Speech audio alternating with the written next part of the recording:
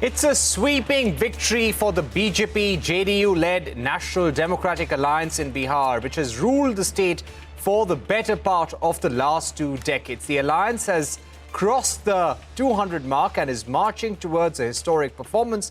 The BJP has emerged as the single largest party with a strike rate of over 90%.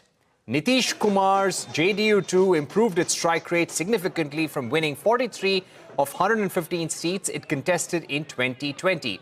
It is now ahead in more than 80 of the 101 contested seats. Outside the Patna office, JDU posters proclaim Tiger Abhi Zinda Hai, underlining Nitish Kumar's continued imprint on Bihar's politics. Bihar's longest-serving chief minister, who has taken oath for a record 9 times, Nitish is well known for frequently switching sides and alliances. He had broken ranks with the NDA in 2022 and allied with the RJD for less than 2 years. That was his second alliance with Lalu Prasad's party. Chirag Paswan's Lok Janshakti party also emerged as a major force, contributing more than 20 seats to NDA's kitty, a big jump from just 1 seat in the previous election. Chirag's party was not a part of the NDA during the 2020 assembly election. In 2020, Lalu Prasad's RJD was the single largest party with 75 seats, but this time the Mahagathbandan has been decimated, failing to touch even the 40-seat mark. Congress's tally has fallen to single digits. Prashant Kishore's Jan Swaraj party, a greenhorn which fought elections on its own accord, failed to open their account. So what may have really worked in favor of the NDA? First, the woman factor. The incumbent Bihar government transferred 10,000 rupees each to 25 lakh women under the Mukhyamantri Mahila Rozgar Yojana. The opposition had alleged the move as a violation of the Model Code of Conduct. Remember, around 2.5 crore women cast their votes this time around, outnumbering male voters. Secondly, the Nitish Kumar government gave free electricity of up to 125 units to all domestic consumers, leaving many villagers with zero bills. Third, pension scheme. The old age pension amount was also more than doubled for 1.2 crore people, from 400 rupees to 1,100 rupees. Fourth, the social arithmetic worked for Nitish. The CM enjoys the support of several OBC and non-Jatav backward caste constituencies. Fifth, the Jungle Raj narrative. The NDA repeatedly invoked the dismal law and order record of the Lalu era, a message that appears to have resonated with voters. All these factors together seem to have blunted the opposition's focus on unemployment and its allegations over the special intensive revision of the voter list and vote theft.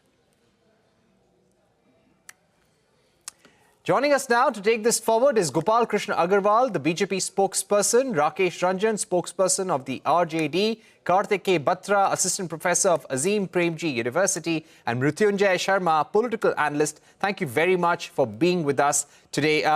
Let me ask you, Mrityunjay Sharma, who do you think was the kingmaker in this election? Was it the women of Bihar? Was it the extremely backward castes, which hold 35% or 36% of the votes in the state?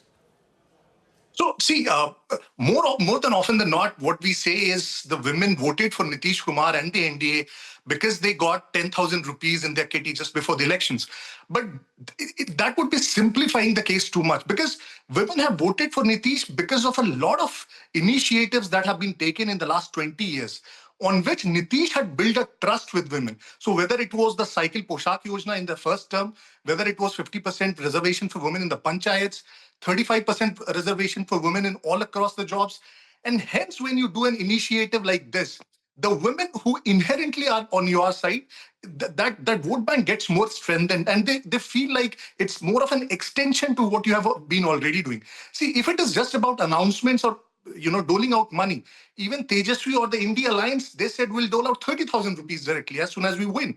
But then that did not, had credence among women. They did not believe in that because there hasn't been a history of, let's say, women-centric schemes. That's one.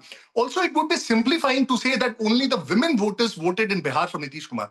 See, there has been a very 20-year-long history throughout which Nitish, in spite of whatever debates may have been there in terms of the amount of work that has been done, but he has gained a certain amount of reverence and respect all across Bihar. First, for the kind of governance and turnaround of Bihar after 2005. And second, because of his personal image and probity.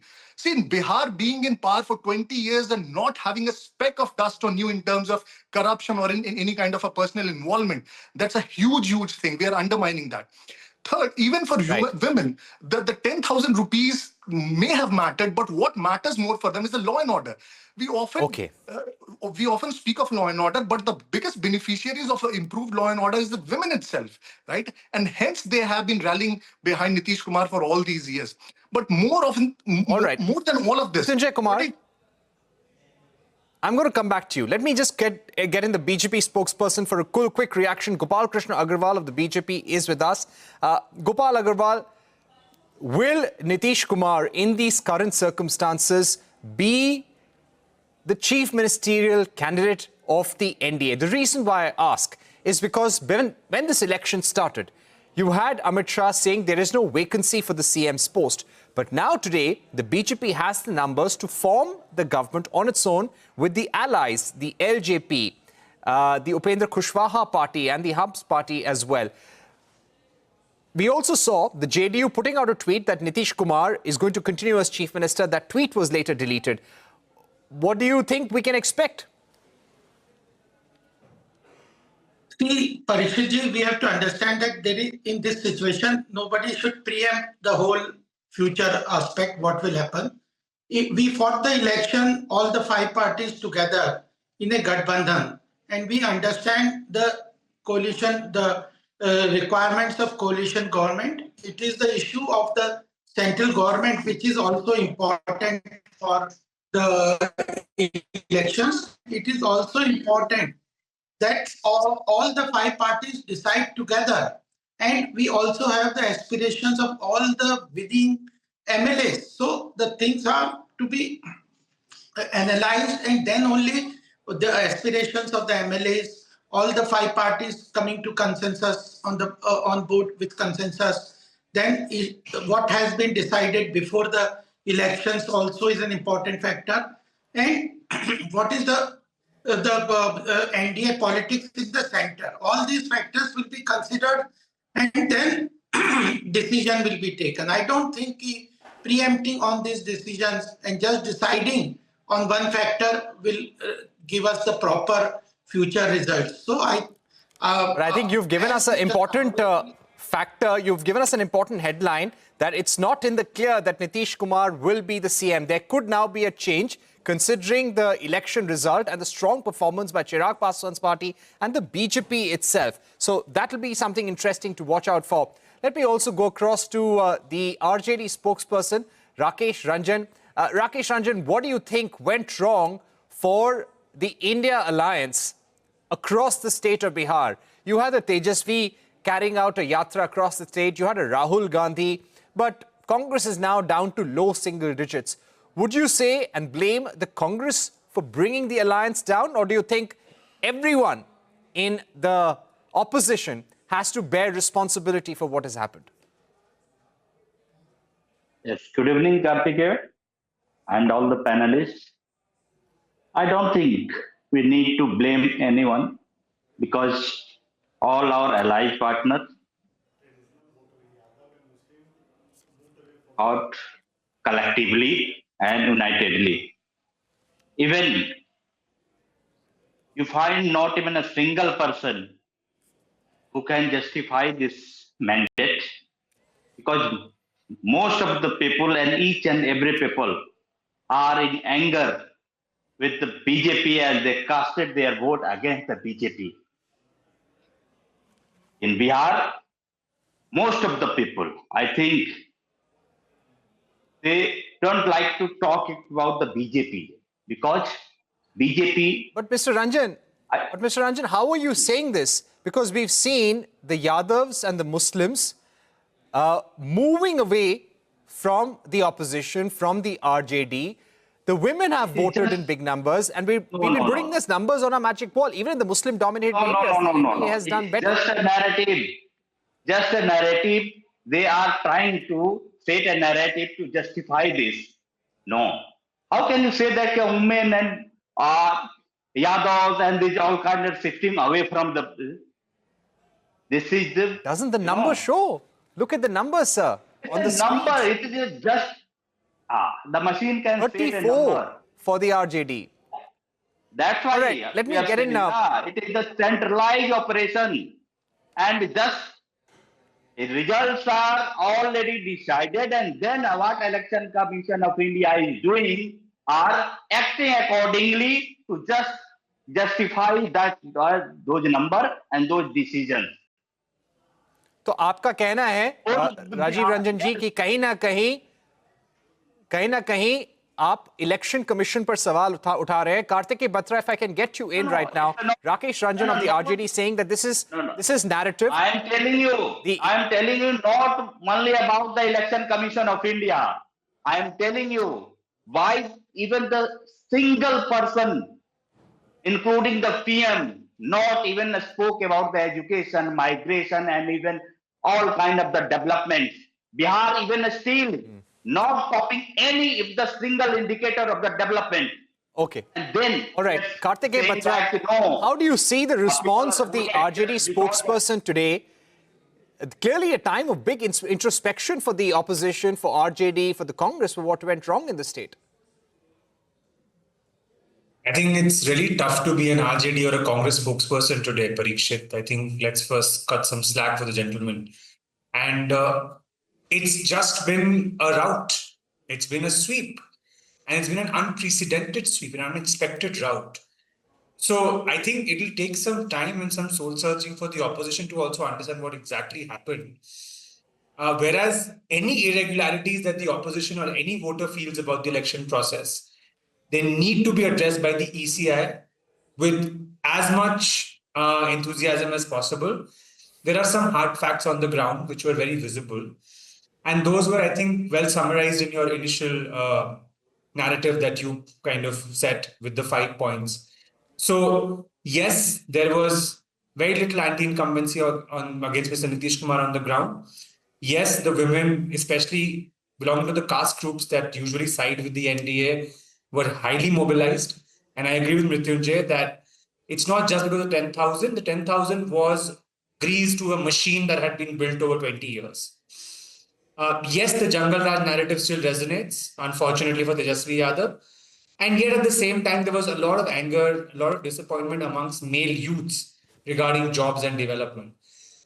Now, one has to also understand, Parikshit, that mathematically the last election looks very close, but it wasn't. Because the LJP was fighting separately and so was Mr. Kushwaha. So actually, if you juxtapose those numbers in today's alliances, the MGP started with a very big disadvantage of 4 percentage points. And they had to bridge that gap.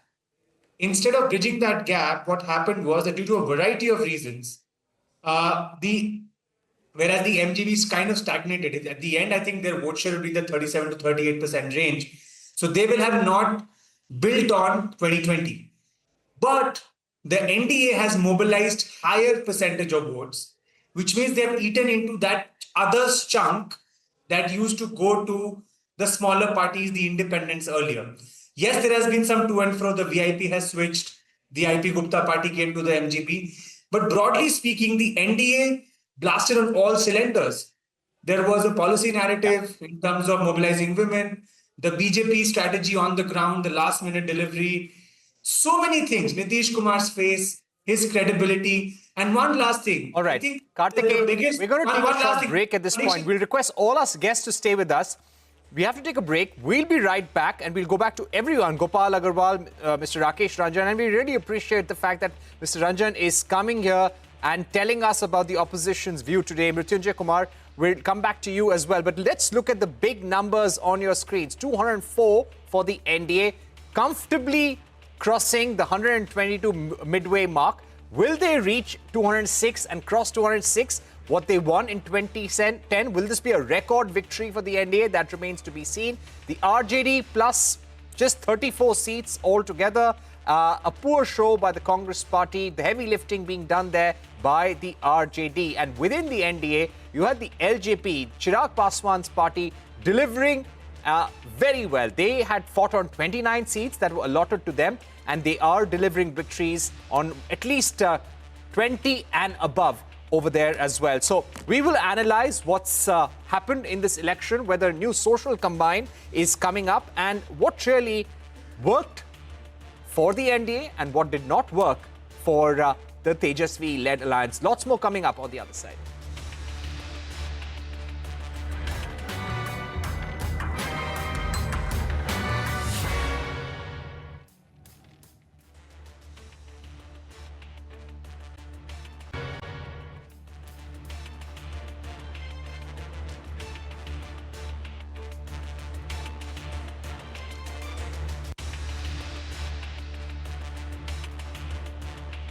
Welcome back to Election Exchange. We are decoding Bihar's sweeping mandate for the BJP-led NDA with our panel of experts. Before that, the numbers once again, a strong performance by NDA partners, especially the BJP, the JDU, the LJP, 204 seats. Will they cross the 206 number? That remains to be seen. The RJD, the Mahagathbandan, 34 plus. So the heavy lifting being done by the RJD, by Tejasvi's party. The Congress down to low single digits.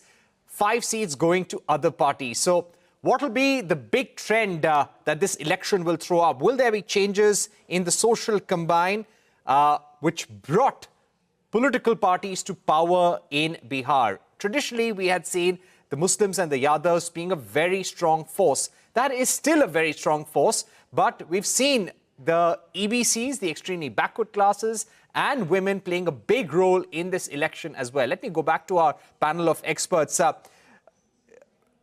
Mrityunjay Kumar, just to ask you, what will this election show as a long-term trend as far as Bihar's politics goes? What do you think has worked in the past and is no longer working? Are people now voting for development? Are people voting for consistency? Do you think that's why some of the Muslim-dominated seats, the women-dominated seats came out to support the NDA in big numbers? Parikshit, in fact, in 2010, you were talking about the 206 mark. When in 2010, the NDA got 206, it felt like there was a very clear explanation to it because there was a governance turnaround of Bihar, and people felt like this is 206 is no surprise. It's just an extension of what they should have received in terms of the number of seats. But this time, a 204 is quite complex to explain.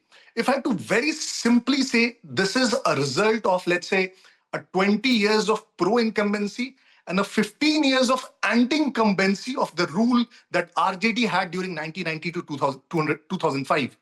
See, what has happened is, when Lalu and RJD were in rule, or even in 2005 until 2010, there were clear, dichotomies in terms of whether those 15-year rule was really a misgovernance era or an era of social revolution, so as to say. But now in 2025, things have been much clearer in hindsight. I think those 15 years have been very clearly established across people, across circles, as an era of very deliberate misgovernance. And hence, people do not want that era to return. Now, RJD hasn't been able to break out of that image. If RJD were able to break out of that image, people would have voted for them. But let's say the statements that are given by their leaders, their supporters, the kind of songs that come out in their campaigns, that essentially show that the RJD is just an extension of that time itself. Now, what happens is, by the way, RJD always banks on the fact that Muslims and Yadavs will keep voting for them. And they do vote for them, even in this election, even with this result, I can guarantee you. That electoral combination, Muslims and Yadavs have largely voted for them. But sadly, that has not been sufficient for them to come in majority and form a government. They will need another vote block to combine with this MY vote block for them to be able to form a government. Now, what had happened essentially in the press conference in which they released the manifesto also, where Mukesh Sahni, they go across to all our guests again. Yeah. We have to take comments from everyone. We're running out of time. But Gopal, Agarwal, what does the state of Bihar, the people of Bihar, expect now onwards, now that you've got such a strong mandate? I just want to tell one thing is that the MY combination that the opposition Thakbandan was talking about is now completely disseminated. Because I think slowly even the Muslim population of the country is also realizing that the opposition is taking them for a ride in the name of secularism, ultimately what PM Modi ji's schemes are doing, government's welfare scheme is doing that even minorities are getting the maximum benefit out of it. For almost 70 years out of the current post-independence, opposition have ruled at some place most of the time. But what has happened to the Muslims minorities? Their situation is completely not conducive. They have been going from worst to worst. And every time they were supporting opposition, they were just milking them in a vote bank politics, not doing anything. So I think this MY combination, the slogan of MY, is completely disseminated in this election. And your analysis also shows that even in the Muslim-dominated constituencies, NDA has performed well. So that shows that they have realized now that they were being exploited in the name of simply the secularism, and appeasement was in words but in not in action. You know, So Gopal I think Agarwal, this- I'll just take a final word from Rakesh Ranjan. He's smiling right now. He's putting up a brave face. You have to really give him that. Rakesh Ranjanji, the Prime Minister has tweeted to say good governance is one, development is one, pro-people spirit is one, social justice is one. Can we now say that the opposition is going to take out a campaign against the Election Commission? Are you going to be questioning the fact that 80 lakhs votes were missing in this election? Is that the plan that the opposition will take?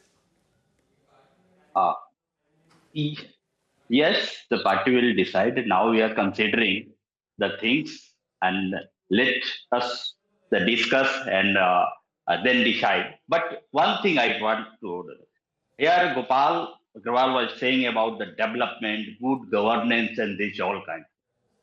All data are saying otherwise. Even talking about the welfare scheme, even they fail to deliver every welfare scheme. Even the gas cylinder, the price of 350, now they raised it to more than 1,000, and then it's delivering the welfare scheme.